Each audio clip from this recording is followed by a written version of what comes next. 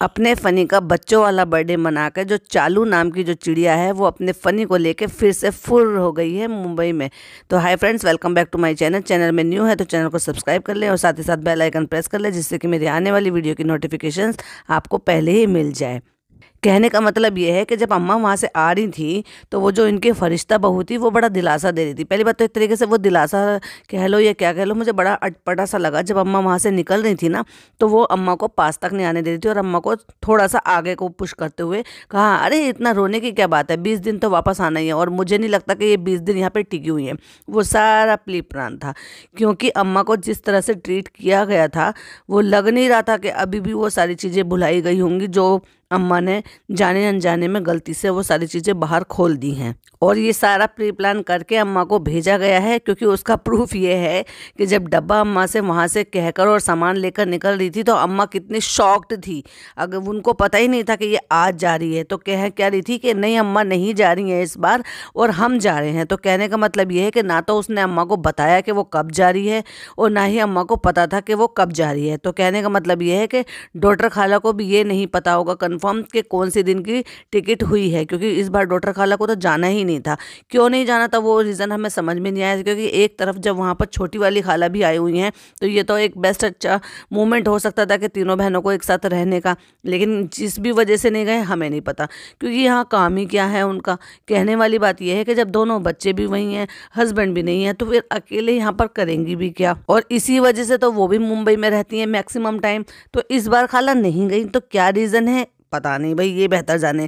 लेकिन अम्मा को ये कहकर वापस भेज दिया कि 20 दिन बाद तो तुम्हें आना ही था। कहीं ऐसा तो नहीं कि जो उनके जो वो क्रेजी कज़न है उन्होंने जो वो स्टिंग ऑपरेशन अम्मा का कर दिया था वही सारी चीज़ें दिमाग में हो और इस बार जो है फ़ोन करके या पूछा गया हो या बताया गया हो कि क्या सामान लेकर गए हो कि नहीं गए हो, या कोई ऐसी बात हो गई हो। कुछ ना कुछ तो अंदर खाने हुआ है जिसकी वजह से अम्मा रिटर्न नहीं हुई है, या फिर अम्मा को झूठ बोल के भेजने की ज़रूरत ही क्या थी। अगर अम्मा को वापस ही नहीं आना था तो व्लॉग में ये वर्ड ऐड करने की ज़रूरत ही क्या थी। 20 दिन बाद तो आपको वापस आना ही है। पहली बात तो 20 दिन का सफ़र नहीं था। अब आप खुद ही लगा लीजिए डब्बा कब वापस आई है और कब वापस चली भी गई है। और यहाँ पे उसको क्या करना था, हाँ इस बार तो उसको जो ना फरिश्ता भाभी की नकल करनी थी, अच्छी ननद भाभी की नकल करनी थी। कुछ कुछ पॉइंट थे जो हमारे रह गए थे वो हम इस अपने पॉडकास्ट में पूरे करेंगे। तो आप अगर सहमत हैं तो कमेंट में ज़रूर बताइएगा, क्या आपने भी वो पॉइंट नोट किए थे, या कोई भी पॉइंट अगर मैं मिस कर देती हूँ तो प्लीज़ मुझे कमेंट में बताएं और मैं अपने नेक्स्ट पॉडकास्ट में उनको ऐड करूँगी।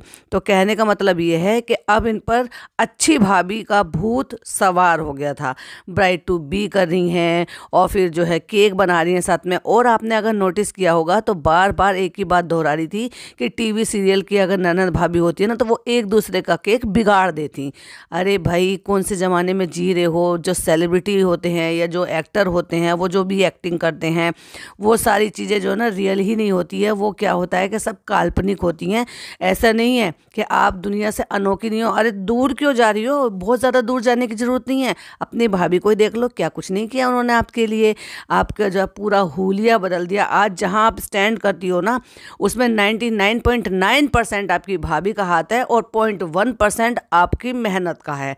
आपकी मेहनत का क्यों? क्योंकि इससे पहले जो भी आपका हुलिया था, जो भी फोटोज़ आपके सोशल मीडिया पे पड़े हुए हैं, दांत टूटा हुआ है, भौएं दोनों मिली हुई हैं, इतने सारे जो है मॉल थे फेस पर, और जो है फिजिक जो है वो ऐसी थी कि जो है उस टाइम पे भी जब आपकी एज कम थी तो आप जो ना एज से कम 10 या 12 साल बड़ी लग रहे थे। तो कहने का मतलब ये है कि जब आप भोपाल से आए थे तो आप किसी भी एंगल से इस तरह से नहीं लग रहे थे जितनी एज के आपके थे।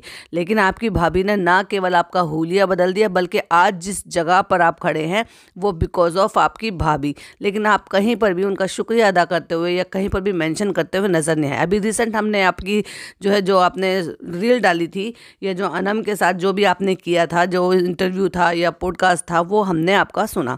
तो कहने का मतलब ये है कि आप फ़नी को इतना इंक्लूड करती हैं, इतना इंक्लूड करती हैं हर चीज़ में कि जब से फ़नी मेरी लाइफ में आया है ये हो गया है वो हो गया है।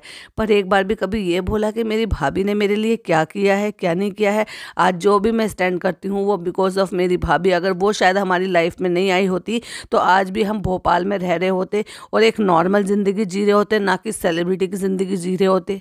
अगर उनका लालच था कि आपको जो है अच्छी तरीके से ये सब करना, प्यार दुलार ये सब करना, आपको पैम्पर करना, जैसे कि आपकी बर्थडे सेलिब्रेट करना, जैसे कि आपकी ग्रैंड लेवल पर शादी करना, और उसके बाद भी आपकी जो है ख्वाहिशें ही कम नहीं होती। यार किस मिट्टी की बनी हुई हो, कभी ये तो देखो कि कभी आपने बदल के उनको बदले में क्या दिया। जितना उन्होंने आपके लिए किया आपने तो 10% भी नहीं किया।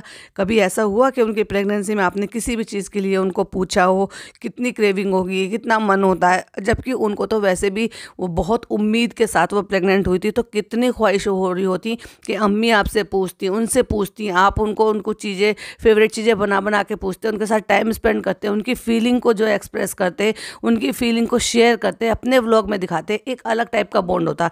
लेकिन उस टाइम तो कुछ और ही आपके अंदर चल रहा था, कोल्ड वॉर चल रहा था। एक्चुअली कोल्ड वॉर इसलिए था क्योंकि वो जो उस दौरान की बात है ना, कि जब वो बैश हो रही थी और उधर ही उनका जो है ये सारी चीज़ें बाहर निकल के आई थी कि कपड़े आपके बिगाड़ दिए, आपकी शादी में ऐसा कर दिया, खाना कम पड़ गया, ये हो गया वो हो गया। तो उनका जो स्टार्टिंग का जो फेज़ था प्रेगनेंसी का, वो सारा का सारा आपने अपने उस अंदरूनी गुस्से में निकाल दिया, जिसका बाद में हमें कई बार चीज़ों में आपके उसमें जो ना दबी हुई आवाज़ में एक तरीके से गुस्सा भी नज़र आया। अब गुस्सा इन द सेंस ये नहीं है कि आप जो है बुरा भला कहते या कुछ भी कहते, लेकिन इनडायरेक्ट वे में आप शेड जरूर कर देती हो, चाहे फिर वो किसी भी रीज़न से करो। ये जैसे शेड करना नहीं है तो फिर ये क्या है जो अभी आप अपनी ननद भाभी के लिए कह रहे थे, और स्पेशली मेंशन करके कह रहे थे कि टीवी में जैसे दिखाते हैं, सीरियल्स में जैसे दिखाते हैं, ये है रियल ननद भाभी। तब आपने एक दफ़ा भी मेंशन क्यों नहीं किया कि वाकई मेरी भाभी के साथ भी मेरा ऐसा बॉन्ड है कि मेरी भाभी जो है ना टीवी की जो ननद भाभी दिखाते हैं उससे कई कई गुना ज़्यादा, या फिर उनके बिल्कुल अपोजिट है कि मेरे लिए इतना कुछ किया, मेरी फैमिली के लिए इतना कुछ किया, तो तुम इतने नाशुक्री क्यों हो।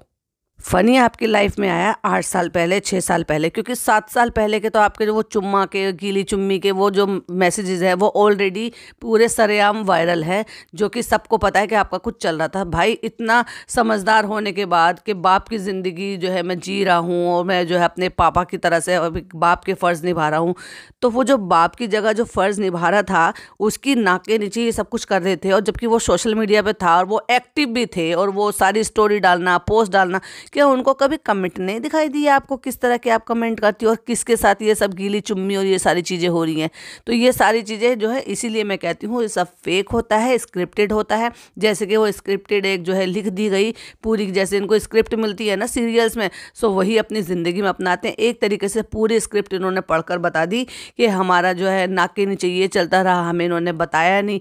एक्चुअली में आपको सब पता था कि इसका जो है टाका कहाँ भिड़ा हुआ है, फिर भोपाल में भी क्या था, फिर मुंबई में भी क्या था। तो कहने का मतलब यह है कि जितने भी इन्होंने हर तरह के रिलेशन या फिर कांड किए हैं वो सब आपकी जानकारी में। जैसे कि उस कांड के बारे में हम बात करेंगे कि जब ये अपनी जो है शादी तय होने से पहले जब मुंबई अकेले आई थी और अपने आप जो जनाब ने अपने व्लॉग का टाइटल रखा था ऐसी गलती फिर कभी मत करना, लेकिन हमें उस व्लॉग में कुछ भी उससे रिलेटेड देखने के लिए नहीं मिला। और उसी दौरान की बात है जो कि सोशल मीडिया पर ये सारी चीज़ें फैली हुई है कि उसी दौरान की बात है कि जब ये धमकी देने के लिए फ़नी के पेरेंट्स को मोदाहा अकेले आई थी और इसने लिटरली उनको धमकी देकर उनको अपनी शादी के लिए राज़ी करवाया, जबकि अपना खुद का एक पास्ट है। तो कोई इतना कट्टर कैसे हो सकता है। और बड़े ही प्यार से और चाव से बड़े इनोसेंट बनकर कहती है मैं अंडा नहीं तोड़ सकती तो मैं किसी का दिल क्या तोड़ूंगी।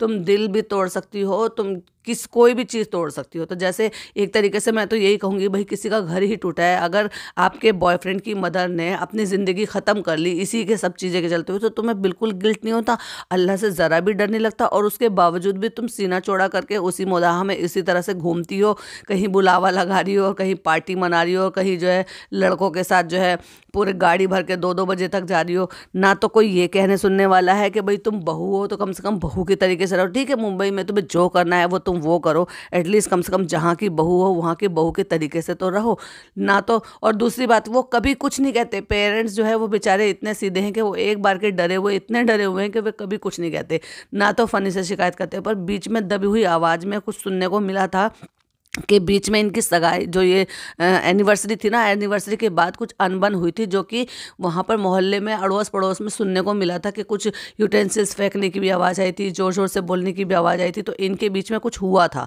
ऐसी बात नहीं है कि जब 4 बर्तन खटकते हैं तो अड़ोस पड़ोस में ये सारी चीज़ें पता चल ही जाती हैं। तो अगर तुम ये सोच रहे हो कि ये सब चीज़ें बाहर नहीं जाती, तो सारी चीज़ें बाहर निकलती है कि तुम कितने पानी में हो, लेकिन बनकर कितनी दिखाती हो, इतनी एहसान फरामोश। और क्या गाती फिरती रहती हो। इंटरव्यू में क्या बोल रही थी कि जब से फ़नी मेरी लाइफ में आया है, मैं यहाँ घूमने जाती हूँ, मैं अपनी लाइफ को जी रही हूँ, मैं इंजॉय कर रही हूँ। भाई उसका काम ही क्या है? कमाने वो नहीं जाता, काम वो नहीं करता, उसका कोई और टेंशन की चीज़ नहीं है, उसको कोई जिम्मेदारी नहीं है, उसको अपने माँ बाप की फिक्र नहीं है। क्योंकि पता है ना कि जब मैं वहाँ पे सऊदी में 1-2 साल रहा था तब भी उन्होंने कर लिया था, अब भी आके कर ही लेंगे। तो तुमने तो अपनी लाइफ सेटल की है।